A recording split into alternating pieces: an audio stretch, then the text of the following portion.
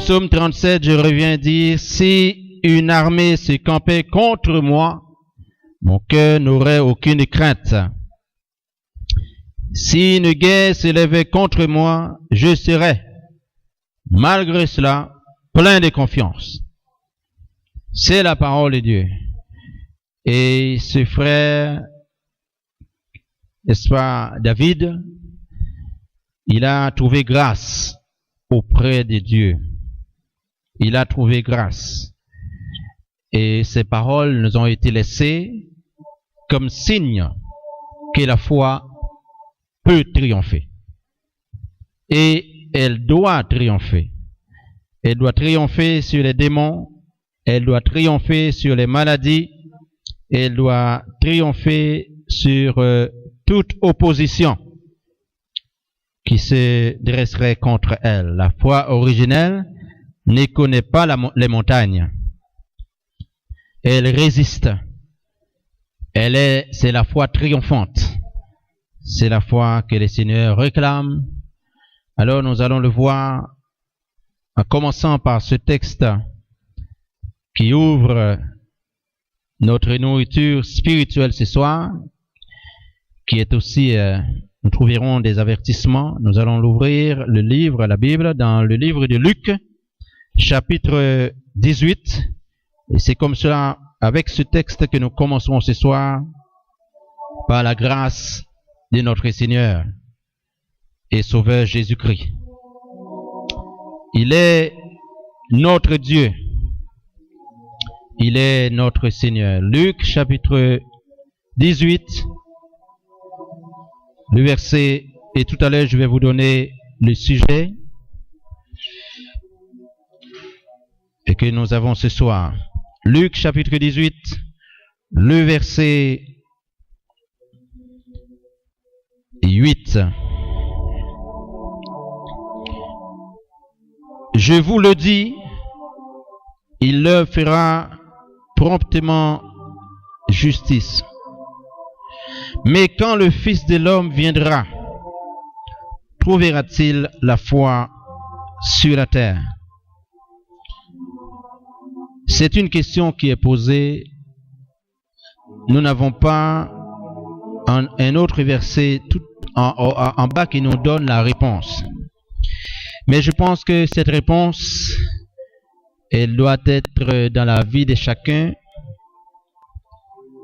car elle a été posée. Trouvera-t-il la foi sur la terre quand il viendra? Il parle ici de sa seconde venue. Parce qu'il est déjà sur cette terre. Il parle de sa seconde venue. Est-ce qu'il trouvera la foi? Or, nous savons que la Bible dit, dans Romains, c'est Paul qui parle, nous croyons au ministère que le Seigneur lui avait donné. Il dit, la foi vient de ce qu'on entend, et ce qu'on entend de la parole de Dieu. C'est de là viendrait la foi. Ainsi, frères et sœurs, ce soir, la parole Dieu va nous parler,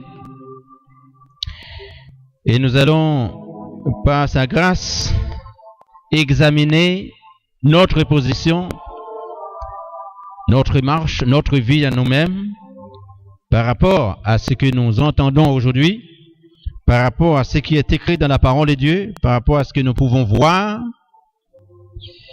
toutes sortes de manifestations. Nous n'allons pas examiner les autres, mais nous allons examiner nous-mêmes. Ce sera déjà la première chose à faire. Je ne dis pas que nous allons nous juger, et pourquoi pas quand il s'agit de nous-mêmes. Mais juger les autres, ce serait vraiment une question, nous mettre dans une position très délicate, car le Christ est le juge. La parole est le juge. Je ne pense pas ici ce soir qu'il y aurait quelqu'un qui aurait fait des études pour être juge. Et en ce qui concerne les jugements spirituels, même si nous aurions un doctorat ou quelque chose comme ça, eh bien, ce travail est entre les mains du Seigneur. Donc nous allons essayer de nous examiner nous-mêmes face aux Écritures dans le peu de temps que nous aurons à passer ensemble, selon la grâce de Dieu, et nous continuerons à le faire dans les jours à venir. Que le nom du Seigneur soit béni. Trouvera-t-il, lorsque le Fils de l'homme viendra, trouvera-t-il la foi sur la terre? Il y aurait beaucoup à comprendre ici. Il ne s'agit pas de Fils de Dieu, mais le Fils de l'homme. Trouvera-t-il la foi? En tant que Fils de Dieu, vous savez ce qu'il est. En tant que Fils de l'homme, vous savez qui il est. En tant que Fils de David, vous savez aussi qui il est. Amen. Donc, c'est correctement bien pour vous qui avez la grâce de Dieu de comprendre ces choses-là. Donc, je vous donne le sujet ce soir. Je crois que nous sommes les dimanches. Et la date d'aujourd'hui, c'est le 20, non? C'est ça? Le 20? Le 20? Ok. Le frère m'a confirmé que c'est le 20. Il a le calendrier dans sa tête. C'est très très bien. Merci frère Madsen. Donc, le dimanche 20, notre sujet, je vais vous donner aussi un texte de base. Notre sujet ce soir, ok, les voici. Des esprits séducteurs sont liés à l'Antichrist. Chrétiens, réveillez-vous. Je reprends. Des esprits séducteurs, ou dirais-je même les esprits séducteurs, sont liés à l'Antichrist. Chrétiens, réveillez-vous. Prenons ce texte dans le livre de Matthieu. Matthieu chapitre 24. Il paraît que je n'ai plus de volume. Matthieu chapitre 24.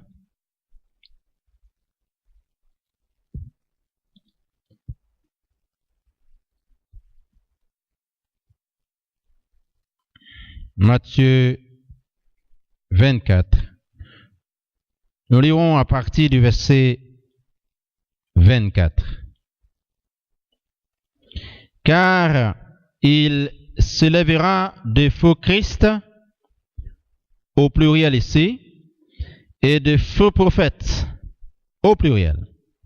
Ils feront de grands prodiges et des miracles au point de séduire, s'il était possible, même les élus. Vous avez compris ici qu'il n'a pas dit même des élus, mais même les élus. C'est-à-dire tous ceux qui sont connus déjà par le Seigneur. Ce n'est pas certains d'entre eux, non, mais les élus. Voici, je vous le dis, je vous l'ai annoncé d'avance. Si donc on vous dit, voici, il est là dans le désert, n'y allez pas. Voici, il est dans la chambre, ne le croyez pas. Ici, dans le désert ou dans la chambre, cela représente des lieux. Ça peut être des lieux ou des lieux de rassemblement où se trouvent des gens. N'est-ce pas? Donc, il est bien dit, n'y allez pas. Mais Seigneur, je vois des personnes. C'est une mise en garde.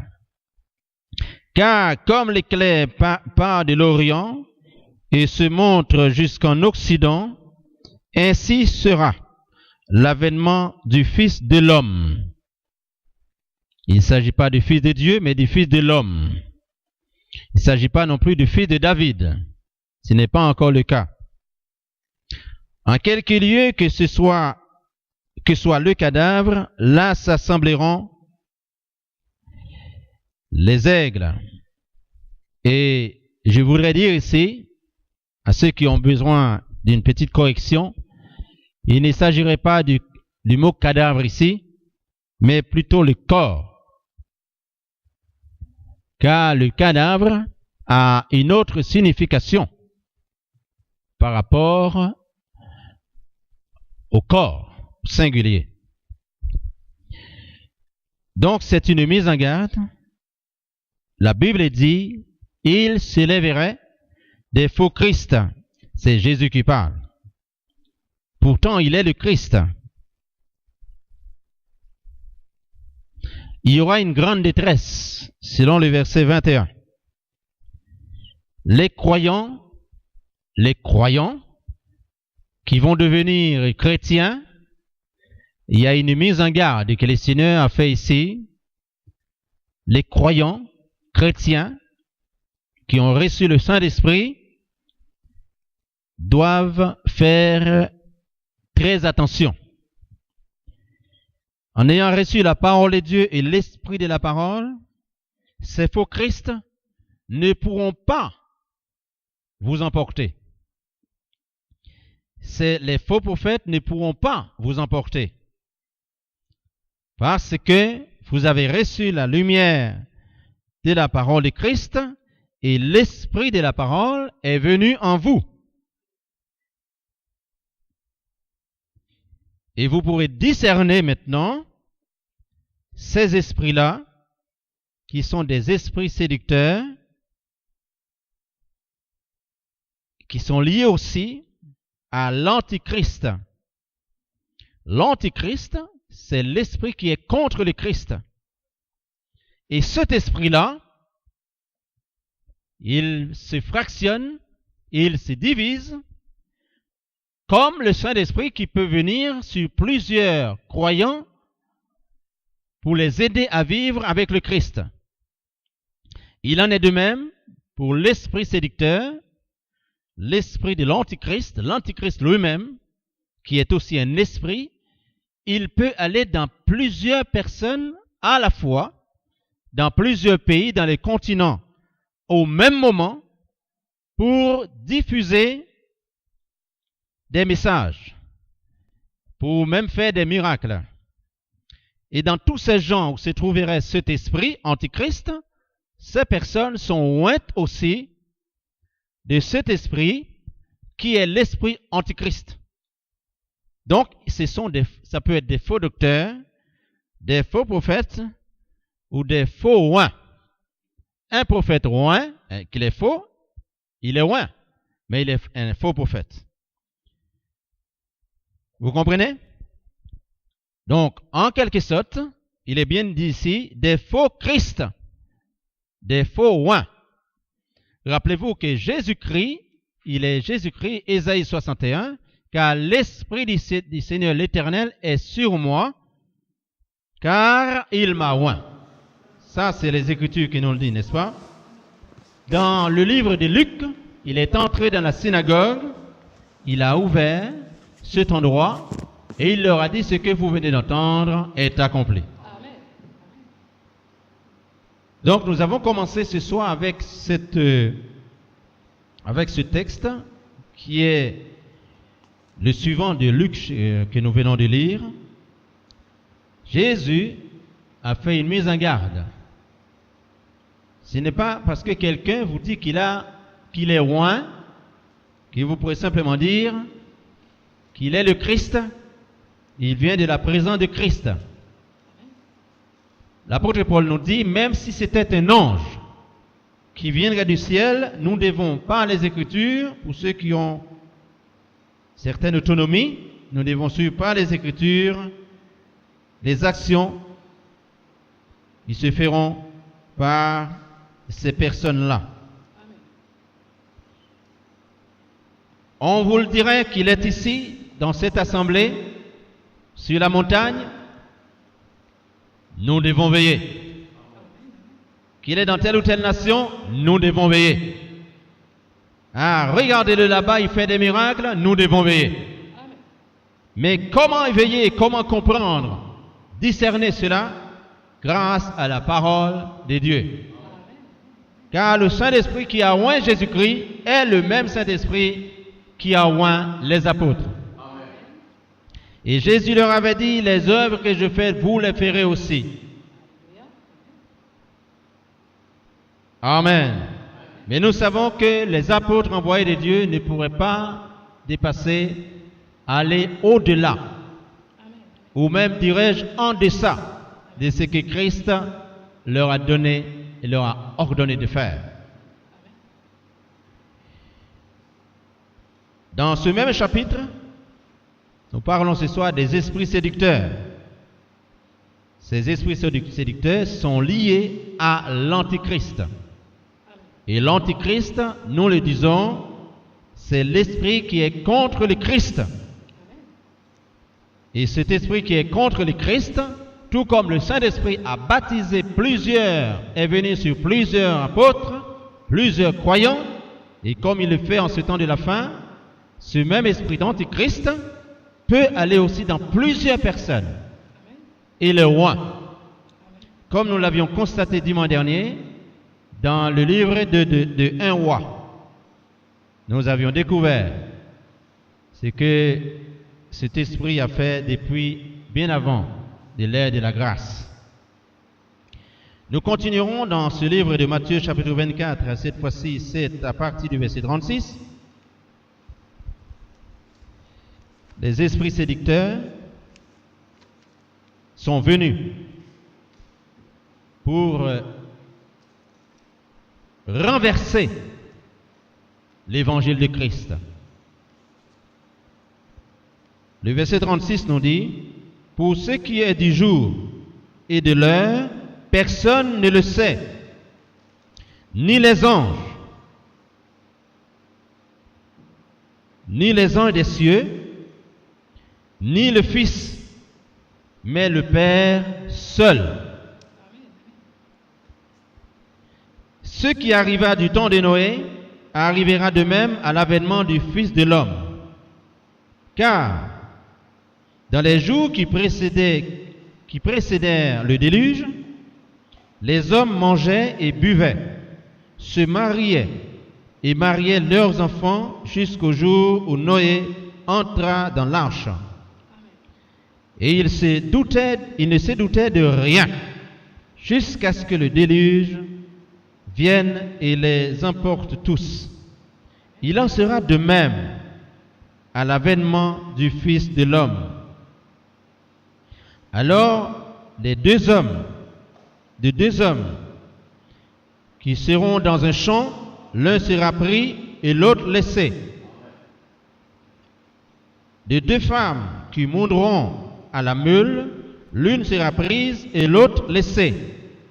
Veillez donc, puisque vous ne savez pas quel jour votre Seigneur viendra. Sachez-le bien, si le maître de la maison savait à quelle heure de la nuit le voleur doit venir, il veillerait et il ne se laisserait pas percer sa maison.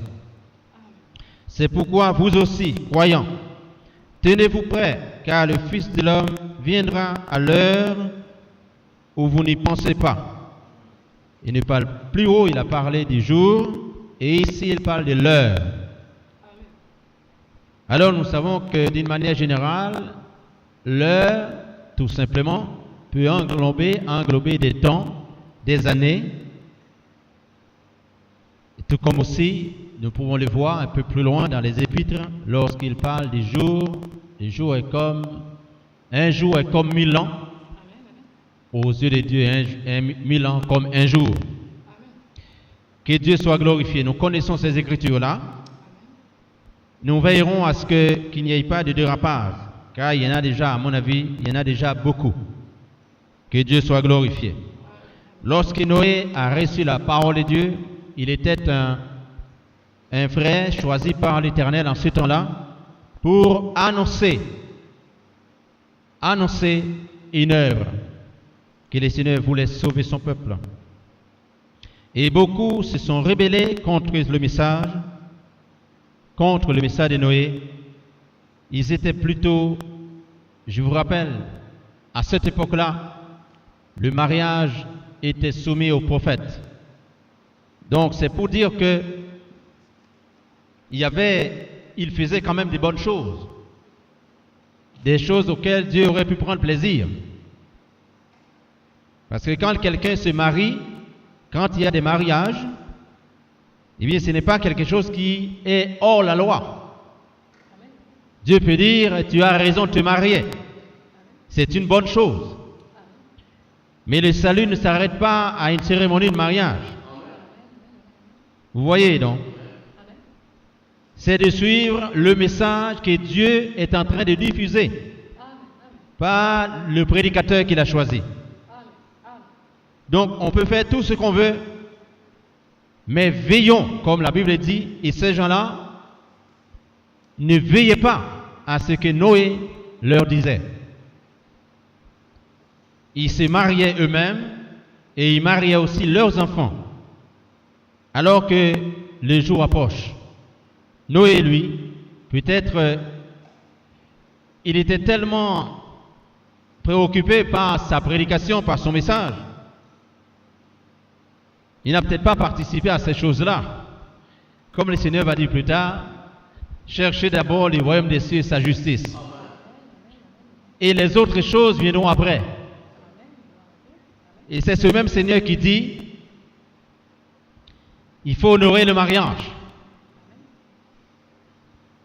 Et c'est le Seigneur même qui dit, il y aura un mariage pour l'épouse et l'époux. Il y aura un mariage. Donc, le mariage est connu par le Seigneur. Je pense que Noé, dans son temps, pouvait dire, mais c'est bien de se marier. Et c'est bien de marier aussi vos enfants. Mais quand bien même, il faut savoir qu'il y a un message. Et vous devez suivre le message. Car l'homme ne vivra pas de pain seulement, mais de toute parole qui sort de la bouche de l'Éternel. Et nous pouvons croire, et je le crois, que le message de Noé était sorti de la bouche de l'Éternel. Et ceux qui suivaient ce message, vous aurez remarqué que un peu plus tard, ils seront très peu nombreux à être dans l'arche. Quoique ils se mariaient et mariaient aussi leurs enfants. La volonté de Dieu ne s'arrête pas dans ce que nous voulons faire. Mais sa volonté s'arrête, il prend plaisir dans ce que nous ferons, dans ce que nous devons faire pour lui. D'abord et pour nous. Parce que Dieu est en premier. Vous le comprenez? Donc saisissez bien. Pas ce que nous voulons faire pour nous, mais ce que nous devons faire pour lui et pour nous. Quand nous le ferons pour lui, alors c'est pour nous que nous l'aurons fait. Car tout ce que nous faisons pour Dieu, en quelque part, Dieu l'a déjà fait pour nous. Et nous ne perdrons jamais de récompense lorsque nous travaillons pour le Seigneur. Et lorsque, surtout, qu'il nous demande de travailler pour lui. Ça, c'est très important. Donc, en ce temps-là, comme nous pouvons le constater aujourd'hui, la Bible dit ici, ce qui arriva, le passé, du temps de Noé, arrivera, le futur. Mais aujourd'hui encore, frère, nous pouvons le constater, nous pouvons le dire, que celui qui est réveillé doit comprendre que les cérémoniels aujourd'hui prennent un tel ampleur dans la vie de ceux qui se disent croyants, qui se disent vouloir marcher avec le Seigneur. Nous devons veiller à cela. Le croyant doit veiller à cela. À cette époque-là, c'était la preuve en est que lorsqu'ils devaient, les disciples disaient au Seigneur, pourquoi Moïse leur a permis de renvoyer les sœurs ou les femmes, tout simplement. Vous voyez, c'était le prophète qui en décidait concernant la cérémonie nuptiale. Et c'est lui aussi qui en décidait. Lorsqu'il y avait quelque chose, on allait voir le prophète. Vous voyez, tout cela était sous la conduite du prophète. Mais vous aurez remarqué que ceux qui allaient voir le prophète, c'était le peuple de Dieu. Parce qu'ils ont reconnu dans le prophète une autorité. Et vous aurez compris que c'est écrit dans la parole, n'est-ce pas? Ce n'était pas les païens parce que ce n'était pas le prophète de Dieu, n'était pas, et les païens ne s'occupaient pas. Ils avaient leur Dieu là-bas. Donc vous aurez remarqué, en ce temps-là, les gens ils passaient tout leur temps dans ce genre de cérémonie, alors que Noé continue à avancer avec le message. Il continue à avancer. Et la pluie va arriver. Et eux, ils continuent à se marier et à marier leurs enfants. La Bible reconnaît le mariage. Mais le mariage selon la conduite de la parole. La Bible reconnaît que les croyants doivent se réjouir. Comme les anges qui se réjouissent, qui adorent Dieu, n'est-ce pas? Les humains. Et Dieu avait dit à Adam, vous deux deviendront une seule chair. Alors, la Bible reconnaît cela. Mais dans une certaine mesure, selon la volonté de Dieu. Et aujourd'hui, nous voyons que ces choses passent d'abord. Et à partir de là, vous pouvez comprendre par quel genre d'esprit ces gens sont animés. Ils sont séduits. Ils sont dans la séduction. Pas du fait qu'ils se marient, non, au contraire. Mais du fait qu'ils se laissent emporter. Les réunions de prière, c'est après. Les réunions d'adoration, ça c'est après. Si je ne suis pas fatigué, j'y serai. Mais quant à ces choses-là, je ne peux pas les rater. La Bible dit, frères et sœurs, Dieu parle à son peuple, vous devez veiller. Car qui sait? Personne ne connaît ni le jour ni l'heure, mais le Père seul. Mais le Père seul.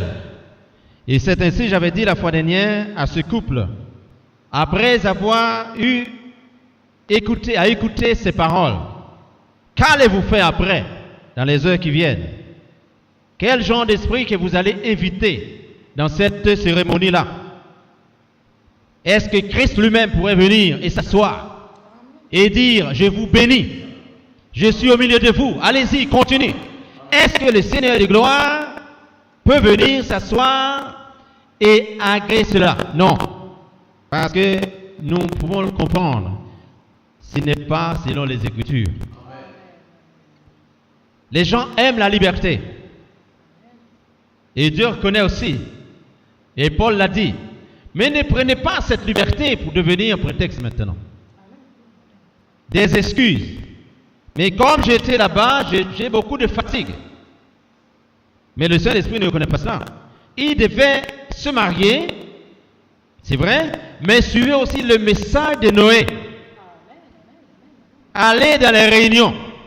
Allez adorer Dieu, qui vous a donné le souffle de la vie, qui vous a permis d'avoir des enfants, qui vous a permis d'avoir la santé.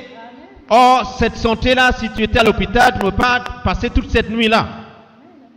Parce que tu as perdu ton vertical. Tu es dans ton horizontal parce que tu es allongé à cause d'une maladie qui est dans ton corps. Les gens devaient être très reconnaissants, mais on en est loin. Et en tout cas, aux disciples, il leur a dit, vous devez veiller à cela. Et selon les Écritures, quand nous voyons ces choses arriver, nous devons faire attention à cela. Le temps pour se divertir, n'est-ce pas, nous paraît beaucoup plus important. Se divertir selon la chair, mais pas selon Dieu. Mais Dieu veut que nos divertissements soient selon sa volonté. Car nous ne savons pas quelle heure, ni le jour, ni l'heure. Il a dit, mais même le Fils ne le sait pas. Mais dans les Écritures, nous savons que le Fils est Dieu. Mais il leur a donné une réponse parce qu'à cette époque-là, il ne pouvait pas supporter jusqu'à ce qu'il va être avec eux le jour de la Pentecôte il va leur dire, quand le consolateur viendra, en vous, alors vous saurez que je suis dans le Père. Vous saurez que le Père est en moi, vous saurez que je suis en vous, et je ne peux être en vous que par l'Esprit. Or, le Père est Esprit. Jean 4, 24. Donc, ils ont compris qu'ils ne pouvaient pas avoir deux esprits. L'Esprit du Père et l'Esprit du Fils, ça n'existe pas. Donc, quand ils ont reçu le Saint-Esprit, ils sauront qui est Christ. Il est Dieu. Qui est Dieu? Il a été manifesté dans la chair. Dans Jean 3,16, il dit, Dieu a tant aimé le monde qu'il a donné son Fils unique, afin que quiconque croit en lui ne périsse point, mais qu'il ait la vie éternelle. Et dans les versets plus loin, dans d'autres chapitres, il dit, j'ai le pouvoir de donner ma vie, c'est Jésus qui parle. J'ai le pouvoir de donner ma vie et j'ai le pouvoir de la reprendre. À son adversaire qui est Satan, il leur a dit, tu adoreras le Seigneur ton Dieu et tu le serviras lui seul. Donc c'est une révélation. N'est-ce pas? Il faut savoir que même l'ennemi sait que Dieu est unique. Il n'y a pas de pluralité en lui, parce que la parole lui a été dite, tu le serviras lui seul au singulier.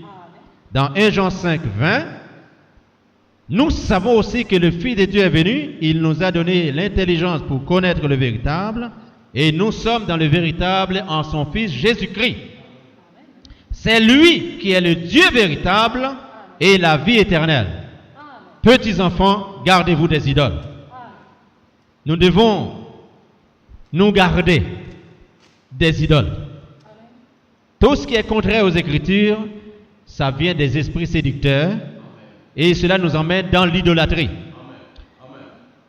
Et vous savez que l'idolâtrie, Dieu n'aime pas.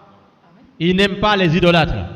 Car, dit-il, les idolâtres n'hériteront point.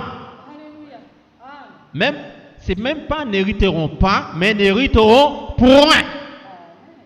Voyez? Ça a une autre signification beaucoup plus profonde. Point et pas, ce n'est pas la même chose. Hey! Gloire au Dieu, gloire au Seigneur. Ainsi, aujourd'hui, nous voyons que les divertissements prennent place et ça balaye le monde. Ça balaye le monde. Mais chrétiens, bien-aimés, réveillons-nous. Réveillons-nous. Mais comment pourrions-nous nous réveiller? Amen. C'est Christ qui le fait. La parole de Dieu nous donne le vrai réveil. En ce temps-là, et pendant que eux agissaient comme cela, les cérémonies et tout ceci ou cela, je viens de le dire, c'est très très très bien, car que le mariage soit honoré de tous. N'est-ce pas, frère? Et c'est Jésus qui parle, à travers Paul, dans Romains, que le mariage soit honoré de tous. Mais cherchez premièrement le royaume des cieux et sa justice. Vous allez voir tout à l'heure, beaucoup, ils ont connu Dieu, mais ils ne veulent pas l'adorer. Pourtant, ils l'ont connu. Et c'est là nous allons aussi faire attention à cette chose, des expressions parfois, du fait de dire « je connais ». Et j'ai déjà entendu des gens dire « je connais Dieu ». Vous voyez? Mais souvent, c'est pour camoufler, n'est-ce pas? Allons-y dans un autre texte ici. Les esprits séducteurs. Et je rappelle ici, des esprits séducteurs. Allons-y dans Jean chapitre 8, le verset 32.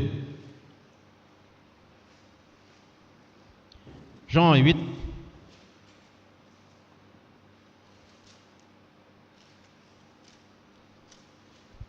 Le verset 32, nous voyons cette œuvre salvatrice qui nous sauve. Merci Seigneur. Jean 8, le verset 32. Lisons à partir même du verset 7. Comme il continuait à l'interroger, il se releva et leur dit, que celui de vous qui est sans péché jette le premier la pierre contre elle. Et s'étant de nouveau baissé, écrivait sur la terre. Quand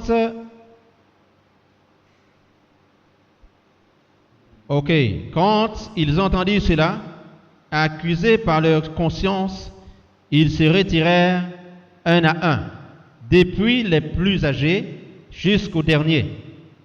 Et Jésus resta seul avec la femme qui était là au milieu. Alors s'étant relevé et ne voyant plus que la femme, Jésus lui dit, « Femme, où sont ceux qui t'accusaient? Personne n'était-il condamné? » Elle répondit, « Non, Seigneur. » Et Jésus lui dit, je ne te condamne pas non plus. Va et ne pêche plus. Amen. Amen. Ici, ce soir, ce que nous partageons là, saisissons-les et saisissons-la profondément dans nos cœurs et marchons, gardons cela le plus profond de nous-mêmes. Le plus profond de nous-mêmes. Nous n'allons plus continuer à vivre ou à penser ou à réfléchir ou avoir les mêmes sentiments que nous pourrions en avoir hier pour les choses de ce monde. Jésus dit à cette femme, beaucoup voulaient t'accuser, mais il paraît qu'il n'y en a plus. Je ne vois personne. Alors maintenant, c'est entre nous deux. Et ce soir, la parole est entre vous et elle. Amen. Elle est entre elle et nous. Amen. Seulement et seulement. Amen. En tout cas, cette portion que nous partageons ce soir. Va et ne pêche plus. Nous savons que la vraie Église doit se lever, il doit marcher en dehors de toute accusation, mais elle doit entendre cette voix qui lui dit « Va », mais ne continue plus comme avant. N'est-ce pas? Et ne continue plus comme avant. Ce que tu viens d'entendre de moi, ce n'est même pas de ceux qui t'accusaient, mais c'est de moi que tu viens d'entendre et c'est moi qui te dis « Va, ne pêche plus ». Et ce que nous lisons, partageons ce soir, il ne faut pas que ce soit quelqu'un d'autre, mais mettez-vous devant ces paroles qui est Jésus-Christ lui-même. Si on nous dit qu'il est en quelque part à gauche, qu'il est en quelque part à droite, qu'il est sur le toit, n'y allez pas. Mais il doit s'y retrouver en quelque part. Amen. Il se retrouve en quelque part. Il a un lieu, n'est-ce pas, où nous pourrons quand même le retrouver. Il est la parole. Il est la parole. Et il est la parole révélée. Il est la parole faite chair. Il est la parole de vie. Et si nous retournons là, il dit les aigles, pas les vautours, mais là s'assembleront les aigles. Et nous parlons aussi concernant les aigles, qu'on en parlera dans les jours qui viennent, Dieu voulant, car nous savons dans l'Ancien Testament, Dieu avait interdit aux enfants d'Israël de manger certains de ces aigles-là. Il y avait des aigles, Dieu avait interdit aux enfants d'Israël de manger, de toucher. Dans le livre d'Ésaïe, la Bible montre Jésus comme l'aigle. Donc, voyez, Amen. Donc, tous ceux qui se retrouvent dans la pure parole de Jésus-Christ peuvent être des aiglons. Dans le livre de Deutéronome, il en parle aussi dans l'Ancien Testament. Et c'est là que Dieu a dit, ces aigles-là, ils sont impurs. Gloire au Seigneur. Donc, dans la parole de Dieu, lorsque nous parlons des aigles, il faut bien s'examiner soi-même pour savoir de quel aiglon, d'où sommes-nous venus. C'est quoi notre origine? Si nous sommes des aiglons de la pure parole de Dieu, alors nous sommes venus, notre foi est dans la parole et nous sommes de Christ. Amen. Mais si nous sommes des aiglons dont la foi ne prend pas sa source dans la pure parole de Dieu, donc nous ferions partie de ces aigles dont Dieu a interdit à Moïse. Parce que c'est lui qui dit, vous êtes, ces aigles-là sont interdits. Ne touchez pas, ils sont impurs. Gloire à Dieu. Il est très important, frère, de voir, de comprendre la vérité. Maintenant, il dit dans Jean 8, le verset 32, nous lisons, vous connaîtrez la vérité et la vérité vous affranchira. Ils lui répondirent, nous sommes la postérité d'Abraham et nous ne fûmes jamais esclaves de personne. Comment dis-tu, vous deviendrez libres? Voilà encore des prétextes. Ils sont là sous un esprit séducteur alors que Christ est venu pour les libérer. Ils n'ont pas eu la révélation, vous voyez? Le Christ leur a dit, si la parole, si le Christ vous libère, vous serez réellement libre. Le verset 36. Si donc le Fils vous libère, vous serez réellement libre. Ce n'est nullement de parler que vous êtes fils d'Abraham alors que vous ne l'êtes pas. Mais vous prétendez être le fils d'Abraham. Je parle pour nous ce soir, frères et sœurs. C'est un avertissement. C'est un avertissement. Vous vous en souvenez, lorsque Paul a rencontré certains disciples, il dit, nous sommes de Paul. Nous sommes d'Apollos. Mais Apollos et Paul sont des hommes. Vous devez être de Christ. Vous devez recevoir la vie de Christ. Car Paul est un mourant. Apollos aussi, il l'est. Vous devez vous accrocher à Christ et à Christ seul. Gloire au Seigneur. C'étaient des croyants, mais ils étaient sous une influence de ces esprits séducteurs. Et ces esprits séducteurs, ils sont liés à l'Antichrist.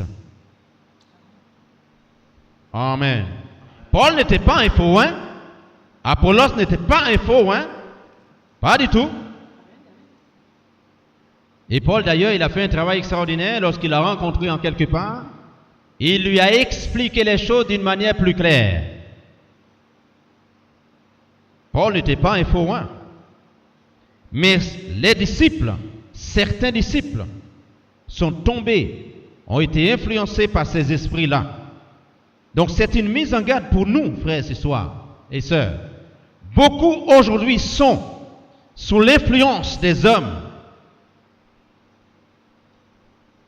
Ils sont envoûtés par ces esprits démoniaques. Ils sont envoûtés par ces esprits séducteurs. Donc ils n'adorent plus Dieu. Mais dans leur esprit, dans leur cerveau, il y a un homme, il y a des hommes auxquels ils sont attachés. Et cela, c'est une malédiction, c'est une abomination. De rendre aux hommes une gloire qui ne l'appartient pas ou qui ne leur appartient pas. La gloire souveraine, la gloire de nos louanges, le sacrifice de nos louanges est à Christ et à Christ seul. Des esprits séducteurs, ils pensent être libres, mais ils ne le sont pas. Et par la grâce de Dieu, la parole de Dieu est là, la parole de Dieu enseigne que Paul leur avait dit non. C'est Dieu qui fait croître. Ni Apollos ni Paul, ils ne sont rien, ce ne sont que des hommes à qui Dieu a donné une possibilité de planter quelque chose en vous. Mais c'est Dieu qui pourra faire croître ce qui est planté en vous. Donc tournez-vous vers Dieu et l'adorez lui. Élevez Dieu, car lui seul donne la vie. Aujourd'hui, vous pouvez le remarquer, frère, des gens qui se lèvent, comme nous venons le voir, l'esprit qui est contre la parole. Que cela vienne des cieux. Éphésiens chapitre 6, à partir du verset 10. Nous n'avons pas à lutter contre la chair et le sang, mais contre les esprits mauvais, méchants dans les lieux célestes. C'est contre cela. Et qui sont-ils? Ce sont des esprits séducteurs qui viennent pour entrer, pour se glisser dans les affaires de Dieu, comme cela s'est passé dans le jardin d'Éden. Et nous exhortons, la parole exhorte plutôt. Qui sommes-nous pour le faire? La parole exhorte plutôt, comme du temps de Paul, comme du temps des apôtres, que les gens se tournent vers le Seigneur, qu'ils se convertissent. Tous ceux et celles qui sont sous l'influence de ces esprits-là, qu'ils retournent à la parole. Car c'est ce que Paul a fait. Il leur a exhorté plutôt à marcher avec le Seigneur, à glorifier Dieu, au lieu de glorifier des hommes. Car l'honneur et la gloire appartiennent à Dieu et à Dieu seul. C'est lui qui doit être élevé. Et voilà pourquoi, lorsque les gens sont malades, ils ne peuvent pas être guéris. Parce qu'ils sont attachés aux hommes. Mais notre point d'attache, frère, doit être la parole et la parole de Dieu seul. Christ en nous, l'espérance de la gloire. Tout ce qui n'est pas Christ, c'est l'antichrist. Et ceux qui sont sous ces influences-là, rappelons-nous, ils sont quand même rois. Mais d'un autre esprit. D'un autre esprit. Car l'esprit de Dieu, lorsqu'il vient dans quelqu'un, il ne le ferait pas faire quelque chose qui n'est pas de Dieu. On a entendu aussi beaucoup de choses qui sont dites, n'est-ce pas? Ils interprètent beaucoup de choses de manière à l'envers. Mais la parole de Dieu est là, elle est claire. Que Dieu soit glorifié. Il faut que cette église qui est affranchie, que cette église pour laquelle Christ a donné sa vie, elle sera libre. Amen. Que le nom du Seigneur soit glorifié. Mais n'oublions pas que cette église, comme du temps de Noé, qui sera libre, elle serait tout simplement en petit nombre. Et ce petit nombre-là, à qui Dieu a exhorté, il disait, il est plus facile qu'à un chameau de passer par les trous d'une aiguille qu'un homme riche d'entrer dans les royaumes des cieux. Ne crains point, petit troupeau, car Dieu a trouvé bon de vous donner les royaumes des cieux. Lisons maintenant dans Romains chapitre 1, le verset 16. Romains 1, 16.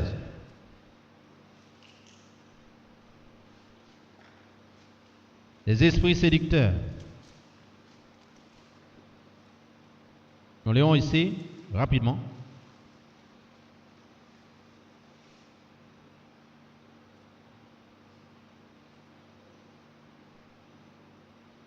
Car je n'ai point honte de l'évangile, c'est la puissance de Dieu pour le salut de quiconque croit, des juifs premièrement, puis du grec. Parce qu'en lui est révélée la justice de Dieu par la foi et pour la foi. Selon qu'il est écrit, le juste vivra par la foi. Amen. Quand Christ reviendra, trouvera-t-il la foi sur la terre? Le juste vivra par la foi. Alléluia. La colère de Dieu se lève, se révèle du ciel contre toute impiété et toute l'injustice des hommes qui retiennent injustement la vérité captive. Car ce qu'on peut connaître de Dieu est manifesté pour eux. Dieu le leur ayant fait connaître. Vous soulignez ici, hein? En effet, les perfections invisibles de Dieu, sa puissance éternelle et sa divinité se voient comme à l'œil nu.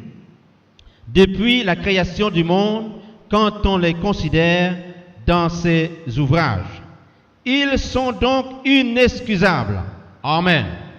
Qui sont ceux-là? Ceux à qui Dieu a révélé beaucoup de choses, n'est-ce pas? Amen. Même la divinité, etc. Ils sont donc inexcusables. Amen. Car ayant connu Dieu, ils ne l'ont point glorifié comme Dieu.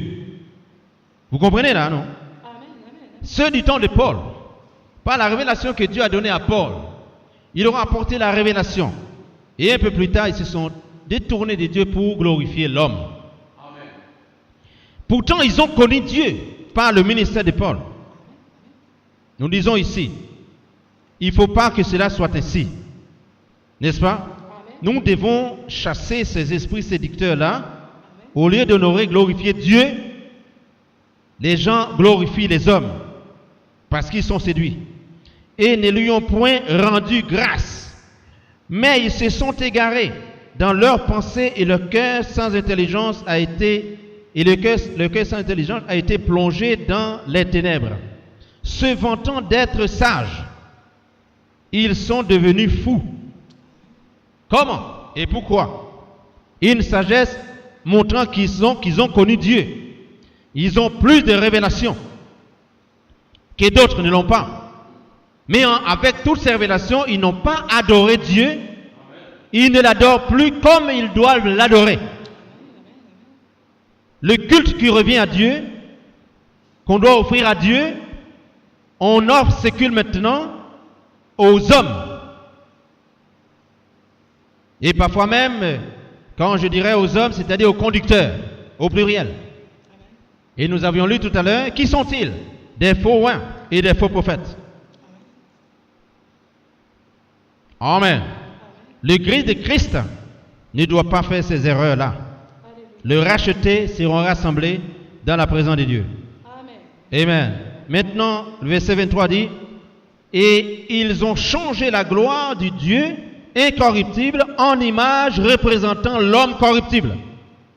Des oiseaux, des quadrupèdes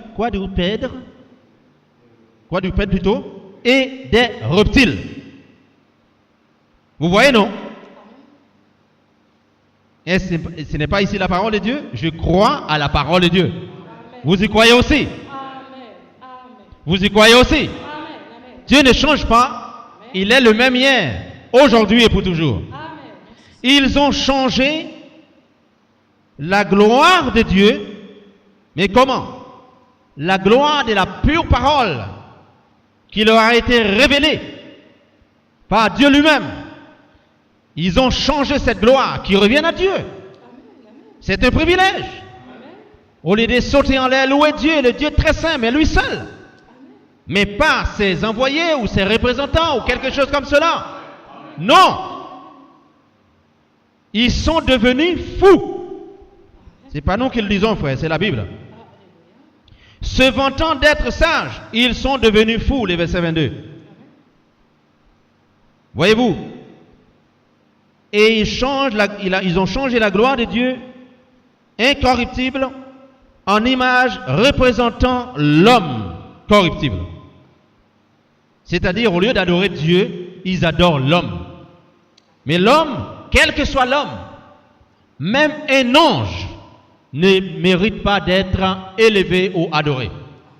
Car Jean, dans l'île de Patmos, quand le serviteur de Dieu est venu vers lui, dans sa faiblesse, il pensait que c'était Dieu. Il se mettait au pied de l'ange pour l'adorer. Et l'ange lui dit, non, mon frère Jean, ne le fais pas. Car je suis ton compagnon de service. Adore Dieu. Ça, ce n'est pas de ces gens d'anges dont Paul parle. Parce que cet ange-là, il porte un bon message. Il est venu avec un bon message pour redresser Jean dans sa faiblesse. Il a failli se tromper. Il lui a révélé, non, ne le fais pas, adore Dieu. Et quand Jean a été redressé, maintenant il a rencontré un autre ange.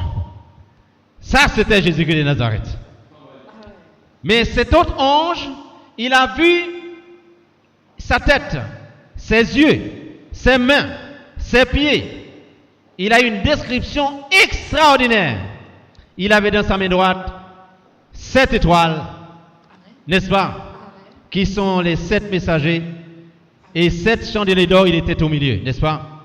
Et là, il posa sa main droite sur Jean, et il dit, j'étais mort, je suis vivant, au siècle des siècles. Gloire au Seigneur. Jean a failli perdre la foi originelle. Mais l'ange lui a dit, ne le fais pas.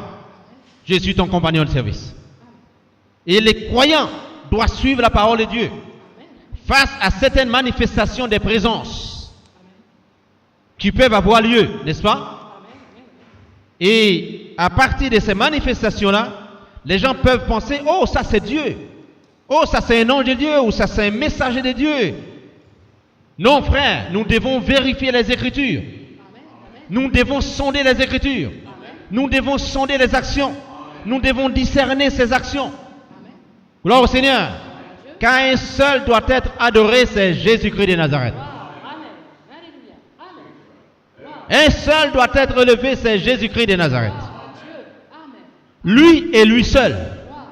Quel que soit l'homme, même un ange, Jésus-Christ seul doit être adoré. Qu'est-ce que nous n'avons pas, frères et sœurs, en ce temps de la fin? Qu'est-ce que nous n'avons pas découvert? N'est-ce pas? Beaucoup de choses se sont passées. N'est-ce pas, frère?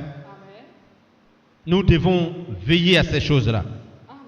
Nous allons continuer là, dans un autre texte. Ici,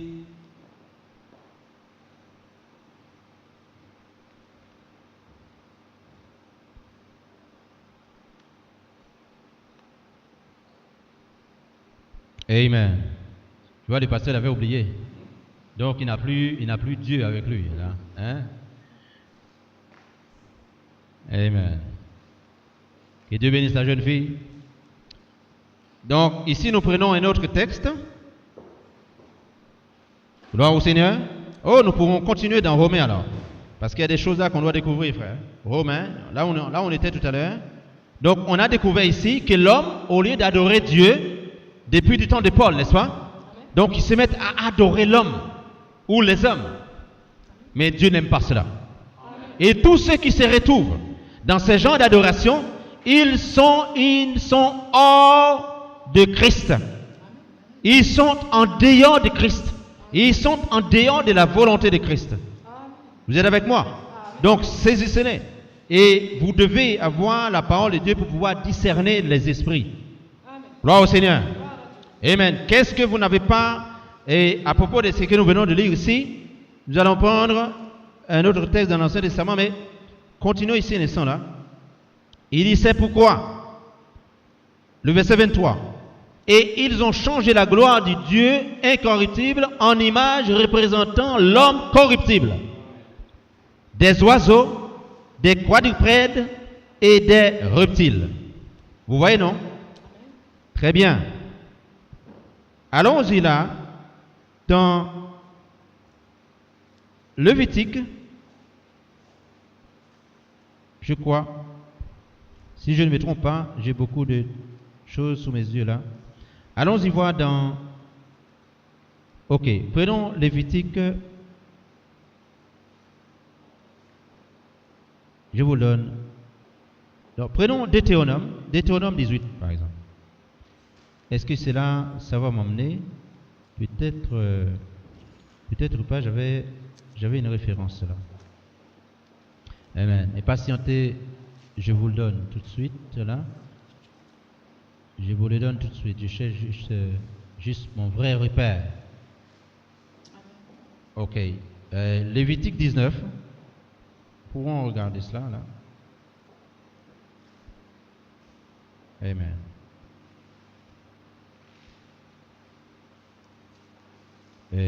Ok. Si c'est bien cela, prenons Lévitique 19. Et de toute façon, ça va nous emmener là où je vais arriver.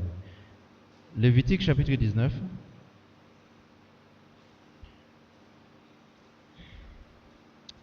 Et le verset, je lirai ici au verset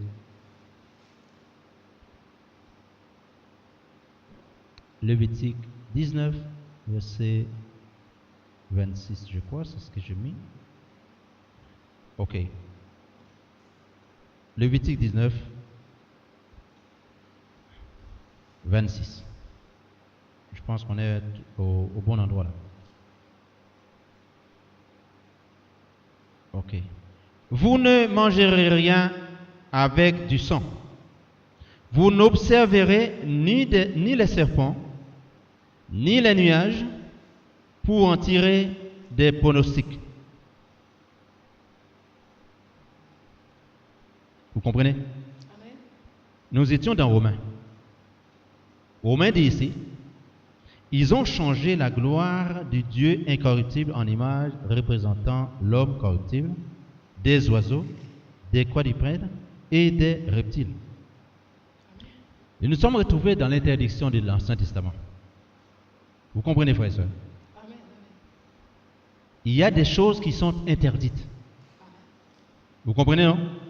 Mais vous vous rappelez que Moïse avait la colonne de feu et la colonne de nuée? Amen. Vous vous rappelez ce même Moïse?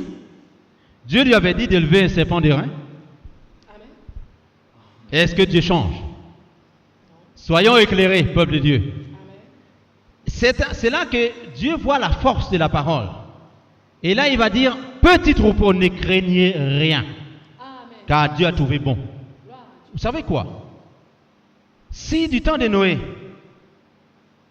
peut-être Dieu aurait dit à Noé, tu sais, dans l'âge, vous serez que 8. Peut-être Noé serait découragé. Dieu ne lui a rien dit. Dieu lui a laissé prêcher, continuer sa prédication pendant tout un laps de temps. Et le peuple rebelle continue à faire mener leur vie. Dieu seul savait combien qui serait dans l'arche. Peut-être si Dieu l'avait révélé à Noé, Noé serait vraiment découragé. Pourquoi construire une arche? Pourquoi toutes ces années de prédication alors que 8 personnes seraient dans l'arche? Dieu a gardé ça pour lui. Vous comprenez, frères et sœurs? Saisissez cela. Dieu a gardé cela pour lui. Il ne l'a pas révélé à Noé. Mais Dieu savait que le nombre qui serait dans l'arche serait rempli, mais avec des oiseaux. Vous comprenez, frère? Pas avec des croyants. Mais à combien de personnes Noé aurait prêché? Est-ce que tu te rappelles, frère Madsen? Oh, c'est quand même bizarre, frère, je charge sa parole, mais nous sommes des enfants de Dieu. Un jour, un frère m'avait dit, je me rappelle bien, mais frère, pourquoi tu m'interpelles? Je me rappelle bien quand j'étais à l'école, moi j'aimais ça. J'aimais que le maître m'interpellait. Je n'avais pas de fierté. Et je prenais toujours des notes. Toujours des notes, frère. J'avais mes notices. Et ça ne change pas aujourd'hui. Amen. Amen. Vous voyez qu'un prédicateur passerait ici, là, et je me mettrais à noter. Gloire au Seigneur. Alors, j'ai posé la question au frère Madsen. Est-ce que tu te rappelles, frère Madsen, le nombre d'années que Noé a prêché? La Bible dit qu'il a passé 120 ans. Vous imaginez ça? Un ministère de 120 années. Prenons-le comme ça, dans la simplicité, n'est-ce pas? Même si cela pourrait révéler autre chose, n'est-ce pas? Parce que Dieu est éternel. Et un jour, etc. Mais imaginez-vous naturellement qu'il aurait passé 120 années pour une personne. Combien les gens d'aujourd'hui lui auraient dit, mais tu es toujours prédicateur? Amen. Es-tu toujours prédicateur? Il pourrait leur dire, mais bien sûr je le suis. Car ce qui est en moi ne vient pas des hommes. Ce qui est en moi j'ai une révolte en moi. Je suis un révolté. Imaginez-vous un instant. Et vous devez avoir cette lumière en vous qui vous donnera la liberté de savoir qui vous êtes. Vous vous examinez vous-même. Vous voyez, il y a des gens qui ne s'examinent pas. C'est pour ça que je disais tout à l'heure, n'allons pas juger les autres. Mais commençons par nous-mêmes. Examinons-nous nous-mêmes pour voir le poids de notre foi. Et comprendre, les paroles de Dieu, pour pouvoir discerner les esprits. Si Dieu avait révélé à Noé le nombre de personnes, de croyants qui seraient sauvés, peut-être Noé n'allait plus continuer sa prédication. Parce qu'il savait qu'il se serait, n'est-ce pas, un peu minoré là devant les autres. Et même on pourrait le ridiculiser. Vous comprenez, frère? Dieu a caché cela. Amen. Dieu a caché cela. Dieu lui dit, fais un arche. Mais au-dessus de la montagne. Mais je suis seul. Et c'est Dieu lui aurait dit, mais peut-être, bon, voilà, vous serez à 8, mais fais lâche quand même. Mais Noé aurait pu dire, mais Seigneur, mais nous serons à 8 si lâche a un problème. Comment ferions-nous? Parce que nous ne serions pas nombreux assez pour pouvoir déplacer lâche. Dieu a caché tout ça. Qu'est-ce que vous voyez ici? Vous, ici, à Noisy-le-Sec. Depuis l'Ancien Testament, Dieu leur a dit, c'est Dieu qui parle ici aux enfants d'Israël. Vous, peuple élu, Lévitique 19, 26. Vous ne mangerez rien avec du sang. Pourquoi? La vie est dans le sang, vous savez. Vous n'observerez ni les serpents, ni les nuages, ni pour en tirer des pronostics. Nous écrasons ces choses. En tout cas, la parole. Est-ce que vous comprenez? Croyez-vous que le Dieu de l'Ancien Testament est Jésus du Nouveau Testament? N'est-ce pas Dieu qui dit dans l'Apocalypse, il viendrait sur les nuées du ciel? Ah. N'est-ce pas lui-même qui dit, Noé et apôtre Paul, il y a une colonne au-dessus de sa tête, et de cette colonne est sortie une voix. Est-ce correct? Qu'est-ce que Paul a fait? Il a suivi le message qui est sorti de la voix, mais pas la colonne de feu. Est-ce que vous comprenez? Parce que c'est une manifestation. Mais ce qui sort de cette manifestation doit être un message. Et ce message a été audible pour Paul. Lorsque Moïse avait cette manifestation de la colonne de feu et la colonne de nuée, il suivait ce que lui disait la voix. Est-ce que vous pouvez comprendre cela? Hey. Parce que Dieu est la parole et la parole est Dieu. Êtes-vous prêts à supporter cela? Nous envoyons cela. Tout esprit séducteur qui ne vient pas de Dieu, c'est un antichrist. Et ça construit des faux rois. Et ça n'a rien à voir avec la parole. Jean-Paul dit, même si un ange du ciel vous annoncerait quelque chose qui soit contraire aux Écritures, vous ne devez pas croire cela. Le mot anathème a un poids extraordinaire, très pesant. Ils sont anathèmes. Amen. Christ viendra sur les nuées du ciel. Et toute chair le verra. Même ceux qui l'ont percé. Vous comprenez? Mais ce n'est pas les nuées qu'ils allaient observer. Ils allaient observer celui qui viendrait sur des nuées. Et les enfants d'Israël, Moïse devait entendre le message audible, la voix de Dieu au travers de cette colonne de feu et la colonne de nuée. Il n'avait rien à faire à tirer un pronostic des nuages. Ce n'est pas nous qui le disons, frère. C'est la parole de Christ. Je crois que le Seigneur, la Bible dit, au travers de ce que nous avons dit tout à l'heure, même si une armée se campait contre moi, mon cœur n'aurait aucune crainte. Si une guerre, quelle guerre? La guerre spirituelle, se levait contre moi, je serais malgré cela plein de confiance. Vous pouvez vous tromper.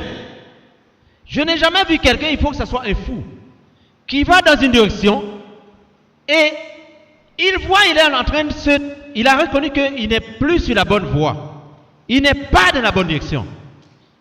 Qu'on verrait cette personne qui continue alors qu'il sait très bien qu'il n'est pas dans la bonne direction, il continue là, alors c'était malade. Mais si c'est quelqu'un qui réfléchit, il va dire, mais je peux me tromper.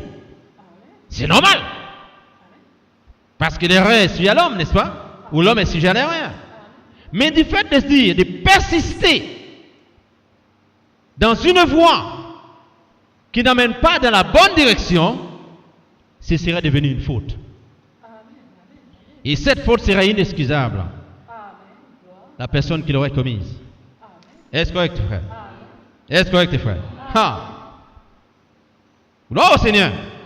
J'avais indiqué que dans une prédication, amen, Jésus-Christ, il est Dieu dans la chair et il a reçu le nom. L'ange avait dit, tu le donneras le nom de Jésus. Et en le voyant, il signifierait que Dieu Emmanuel avec nous. En tant qu'Emmanuel signifie Dieu avec nous, n'est-ce pas? Et en tant que Jésus, il est homme. Est-ce correct? Et c'est dans ce temple-là qui est Jésus-Christ que tout Dieu rencontre tous les croyants. Même le temple de Salomon, nous voyons aujourd'hui qu'il n'existe plus. N'est-ce pas? Est-ce correct? En quoi Dieu prend plaisir? Dans ce que fait des mains d'hommes? Non. Mais dans ce que lui fait. Est-ce que vous pouvez comprendre cela, frère? J'en aurais à dire, frère. Continuons dans Romains. Parce que c'est là où nous sommes venus. Au lieu d'adorer Dieu, l'homme se tourne vers l'homme, ou les hommes pour adorer les hommes. La Bible dit ils sont en abomination à l'Éternel. Vous comprenez, frère? Je sais que vous aimez la parole. N'est-ce pas? Des heures de divertissement. N'est-ce pas? Gloire au Seigneur. Les gens ne sont pas fatigués. Et je bénis le Seigneur pour vous ce soir qui ne sont pas fatigués. Nous ne sommes pas fatigués. Amen. Car la louange à Dieu consiste, le service de Dieu consiste à être en relation avec lui par la prière, l'adoration et l'enseignement de la parole. N'est-ce pas, frère? Dans Romains, et je peux continuer un tout petit instant pour vous montrer quelque chose encore. Il dit, c'est pourquoi, le verset 24, Dieu les a livrés à l'impureté, selon les convoitises de leur cœur, ainsi ils déshonorent eux-mêmes, n'est-ce pas, leur propre corps. Et pour faire un raccourci, ils se déshonorent, n'est-ce pas? Eux qui ont changé la vérité de Dieu en mensonge et qui ont adoré et servi la créature au lieu du Créateur, qui est béni éternellement. Amen. Le Créateur est béni éternellement. Donc voilà pourquoi nous devons adorer que le Créateur. Personne, Lévitique, personne, en tout cas pour les enfants d'Israël, ne doit se mettre à honorer ou à être reconnaissant envers quoi que ce soit comme nuée ou nuage, pour en tirer une pronostic, comme si c'était, la Bible dit, frère, remarquez bien, il y a une apparition de la colonne de feu et la colonne de nuée, c'est la même colonne, mais il faut savoir qui est sorti, quelle est la voix qui est sortie de cette colonne de feu et de nuée. C'était la voix de Dieu. Et seul le conducteur, pas les enfants d'Israël, mais le prophète devait entendre cette voix qui lui dit, continue à marcher. La Bible dit, quand la colonne de feu s'arrêtait, il s'arrêtait. Quand la colonne de feu, là où était la colonne de feu, à Gozen, eh bien la lumière était là. Vous comprenez? Et Dieu donnait aux serviteurs le message de continuer au travers cette apparition, n'est-ce pas? Ou cette apparition. Gloire au Seigneur. Nous voulons, frères, par la grâce de Dieu, ceux qui seraient contre la parole, ils doivent se convertir. Tout le monde peut se tromper par l'égarement des esprits séducteurs, des faux Christ, des faux rois. Mais il faut qu'il y ait une voix qui se lève et dire, arrêtez-vous, adorez Dieu maintenant. Adorez Dieu en esprit et en vérité. Le verset 26, c'est pourquoi Dieu les a livrés à des passions infâmes, car leurs femmes ont changé l'usage naturel en celui qui est contre nature. Vous voyez ce que ça veut dire, hein? Et de même, les hommes, abandonnant l'usage naturel de la femme, se sont enflammés dans leurs désirs les uns pour les autres, commettant homme avec homme des choses infâmes et recevant en eux-mêmes le salaire qui méritait leur égarement. Dites Amen. Amen. Ça, ce n'est pas l'Église. Ça, ce ne sont pas les croyants. Ça, ce n'est pas la foi que Christ va retrouver lorsqu'il viendra sur la terre. La foi qu'il va retrouver, frère, ne consiste pas à conduire un homme à vivre avec un homme. Vous comprenez? À conduire une femme à vivre avec une femme. À conduire un homme à coucher avec un homme comme on se couche avec une femme. Ça, ce n'est pas la foi que Christ trouverait. Amen. Mais il y a une foi originelle que Christ retrouverait, frère.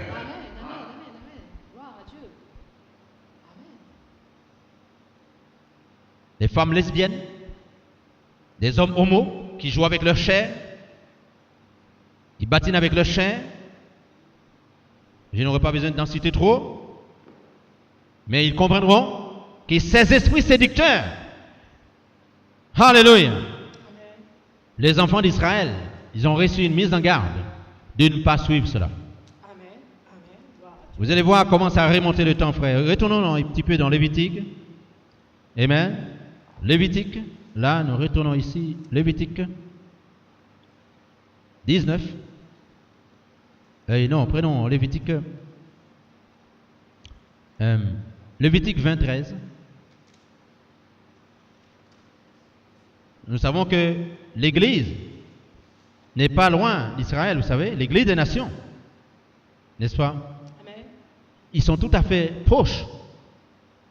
L'Église des nations. Lévitique 20, le verset 13. Nous lisons ici. Si un homme couche avec un homme, comme on couche avec une femme, ils ont fait tous les deux une chose abominable. Ils seront punis de mort, leur sang retombera sur eux. Amen.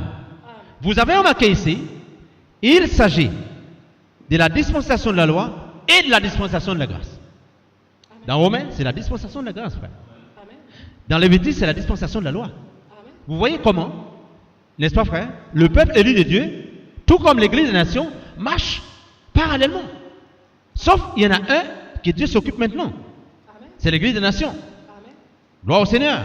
Le Jéhovah de l'Ancien Testament est Jésus-Christ du Nouveau Testament. Qu'est-ce que vous voyez ici? Dans Lévitique, il dit, vous ne devez pas relever vos têtes pour tirer des pronostics dans des apparitions, nuages, etc. Ça, c'est Lévitique, n'est-ce pas? Mais ce qui dit la même chose dans le Nouveau Testament. Amen. Un peuple saint, un Dieu saint. Amen. Vous comprenez, frère? Amen. Qu'est-ce qui s'est passé? Des faux docteurs, des faux oins, des faux conducteurs, mais qui sont oins.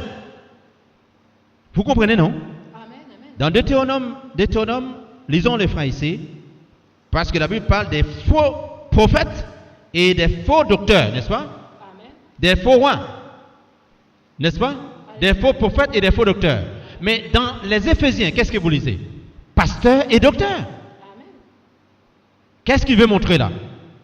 C'est lui qui s'est dit avoir être conducteur. Nous parlons de ça ici. Ce n'est pas nous qui parlons, c'est le Christ qui parle, n'est-ce pas? Amen. Il dit il y aura des faux rois, des faux Christ, des faux rois, des faux docteurs. Amen. N'est-ce pas? Pour égarer le peuple de Dieu. Lisons ici dans Lévitique. Le verset 15, Lévitique 15. Non, Deutéronome, j'avais dit Deutéronome plutôt. Deutéronome 18. Vous priez pour moi. Amen. Vous le faites, non? Amen. Vous le faites, non, frère? Amen. Amen. Au lieu d'élever Dieu, ceux qui ont connu Dieu ont changé la gloire de Dieu en la gloire de l'homme corruptible. Que disent les Écritures ici? Lévitique 19, ici, Lévitique 19, verset 20. Mais le prophète qui aura l'audace de dire en mon nom une parole que je ne lui aurais point commandée, de dire, ou qui parlera au nom d'autres dieux, ce prophète-là sera puni de mort. Amen. Amen. Peut-être diras-tu dans ton cœur, comment connaîtrons-nous la parole que l'Éternel n'aura point dite? Écoutez bien. Quand ce que dira le prophète n'aura pas lieu et n'arrivera pas, ce sera une parole que l'Éternel n'aura point dite. C'est pas audace que le prophète l'aura dite.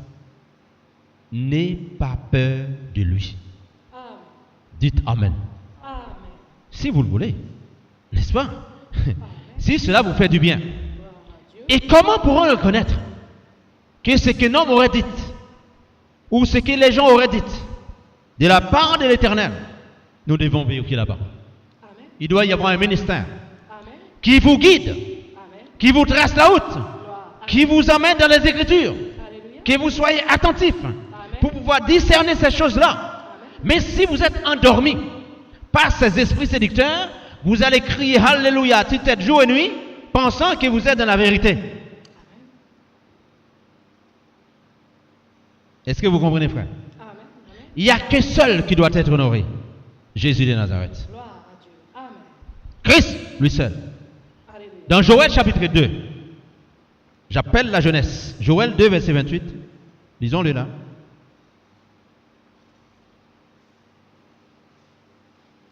Ézéchiel, Joël. Et je crois que c'est avant Daniel, non? C'est ça, non? Êtes-vous là? Ah, êtes-vous fatigué, non? Non. Ah, ok. Amen. Dieu est glorifié. Amen. Et donc, Ézéchiel, je crois que c'est Daniel, après Daniel, Joël. Joël 2, 28. Amen. Joël 2, 28. Après cela, je répandrai mon esprit sur toute chair. Vos fils et vos filles prophétiseront. Vos vieillards auront des songes et vos jeunes gens des visions. Même sur les serviteurs et sur les servantes, dans ces jours-là, je répandrai mon esprit. Amen. Amen. Vous voyez ici, il y a un vrai avenir pour la jeunesse. Et c'est ce qui a commencé dans la chambre haute, n'est-ce pas? C'est lorsque le Saint-Esprit est descendu, les gens étaient sidérés d'entendre, de voir cela. L'apôtre Pierre prend la parole et dit, c'est ce que Joël avait annoncé, que dans les derniers jours, je répandrai mon esprit sur toute chair. Maintenant, nous savons depuis le jour de la Pentecôte, cette promesse, elle est en cours. Amen. Personne ne peut la dissoudre, Amen. parce que ce n'est pas l'homme qui l'a fabriquée. Gloire à Dieu. N'est-ce pas, merci Seigneur? Au contraire, ce Saint-Esprit doit dissoudre ce que l'homme, lui, a fabriqué, Alléluia. Amen. parce qu'il est la parole. Amen. Vos jeunes gens, vos fils et vos filles, nos fils et nos filles, selon les Écritures, il y a quelque chose, il y a du bien-être spirituel qui leur attend. Et comment leur montrer cela? En leur annonçant des choses contraires aux Écritures? Non, mais en leur donnant une clarté des Écritures, en les préparant selon les Écritures, pour que l'esprit de la parole puisse venir en eux. Amen. Les fils des garçons ne se laisseront plus entraîner par ces esprits séducteurs pour devenir, faire des choses qui sont contre nature, parce qu'ils savent qu'il y a une promesse. Amen. Ils ont reçu la parole. Amen. Ils ont la crainte de la parole. Dieu les aidera. Amen. Qu'il y a un ministère qui les aidera à connaître les Écritures. Merci. Les jeunes filles, la promesse qu'elles pourront prophétiser par le Saint-Esprit. Or, le Saint-Esprit a écrit les Écritures. Toute Écriture est inspirée de Dieu pour instruire et convaincre. Alléluia. Donc, il y a un avenir spirituel pour nos fils et nos filles. Ces esprits séducteurs diraient le contraire aujourd'hui. Ils se mettront même à s'écarter de la parole et à adorer des hommes au lieu d'adorer Dieu. Vous voyez, frère, les Écritures sont là pour nous aider. Amen. Est-ce correct? Amen. Les vieillards, ici, ils parlent. Vos fils, qui représentent ces fils-là et ces filles-là? Nous sommes dans Joël. Amen. Ce sont les Hébreux là, de l'Ancien Testament. Mais qu'est-ce qui s'est passé à Pierre et Paul, etc.? Cette promesse est accomplie dans leur vie. Et eux étaient représentés, n'est-ce pas, frère, des enfants de leur père de l'Ancien Testament. Est-ce correct? Amen. Mais la Bible dit dans des Apôtres 2, car la promesse est pour vous, pour vos enfants et pour tous ceux qui sont au loin. en aussi grand nombre que le Seigneur notre Dieu les appellera. C'est-à-dire ce soir, vous, papa, vous avez des enfants. Vous, maman, vous avez des enfants. N'est-ce pas? Nos filles, nos fils hériteront ces choses-là. Parce que nous faisons partie de ceux qui sommes venus de loin. Que le Seigneur Dieu est en train d'appeler pour venir à la parole, pour comprendre les Écritures. Et quand nous présente les esprits séducteurs, des faux oins, Paul dit, même si un ange, frère, heureusement les Seigneurs là, pour ramener nos cœurs à la foi de nos pères apostoliques. Quoi qu'il arrive, frère, même si un ange viendrait, si son message ne ramène pas nos cœurs à la foi de nos pères apostoliques, ce ne sont pas nos pères. Parce qu'ils pourront être nos pères que spirituellement. Parce que ce sont des Juifs, des Hébreux. Si Paul et Pierre pouvaient retourner ici maintenant et se verraient au milieu des gens qui font n'importe quoi, qui adorent les choses de la nature au lieu d'adorer Dieu, et qui se prétendraient à dire, oh, voici nos pères qui sont revenus au milieu de nous, adorons Dieu. Paul leur dirait, mais dès qui est venu ce que vous comprenez ici, qui vous a envoyé cela? Ce n'est pas le Dieu créateur, car le Dieu créateur ne permet pas que sa gloire aille en quelque part d'autre. Il dit, à lui soit la gloire, l'honneur au siècle des siècles. Est-ce correct? Est-ce correct, frère? Frère, nous sommes en train de découvrir maintenant des choses pires qui n'ont jamais eu lieu, frère. Et je rappelle ici que selon ce que nous ont appris les médias, qu'au Brésil, je crois, si je ne me trompe pas, il y a une boîte de nuit qui s'appelle Catotec. Donc c'est un endroit, il y a une grande croix et les gens y viennent, les jeunes y viennent pour s'amuser la nuit, etc., et pour les garder. Nous savons, frère, que Christ se révèle et c'est la parole qui ramène nos cœurs, n'est-ce pas? Et il y aurait encore des choses semblables, mais que le Seigneur nous garde, n'est-ce pas? Nous aimons nos amis. Qu'il y ait une armée qui se dresserait contre nous, quels que soient les moyens, frère, quelle que soit la nature de ces genres de manifestations, ça peut être de près ou de loin. Et je m'attends à cela. Les gens ont la démangeaison d'entendre la vérité. Et voilà pourquoi ils aiment des foules de docteurs. Mais nos adorations n'ont aucune valeur devant Dieu si sa parole n'est pas en nous, frère. Il ne se reconnaîtrait que dans sa parole. Il ne prendrait pas plaisir que lorsque lui-même, la parole qu'il a autorisée est prêchée. Or, la parole qui doit être prêchée aux nations, c'est la parole qu'il a déjà autorisée. Et c'est lui qui vient se révéler au travers de ce qu'il autorise. N'est-ce pas? Que Dieu soit glorifié. Joël dit, mais Isaïe plutôt, mais que dirais-je à ce peuple-là? Quand tu ouvriras la bouche, tu leur diras tout homme est comme l'herbe, n'est-ce pas? Dieu est glorifié. Merci Seigneur. De la colonne des nuées. On n'a pas rendu gloire. Paul n'a pas rendu gloire à la colonne des nuées. Moïse n'a pas rendu gloire à la colonne de feu et la colonne des nuées. Il a rendu gloire à Dieu. Seulement à Dieu. Et à Dieu seul. La Bible dit dans Éphésiens 6, et c'est la fois que nous devons tester notre carabine. Nous n'avons pas à lutter contre la chair et le sang, mais contre les esprits méchants. Rappelez-vous bien.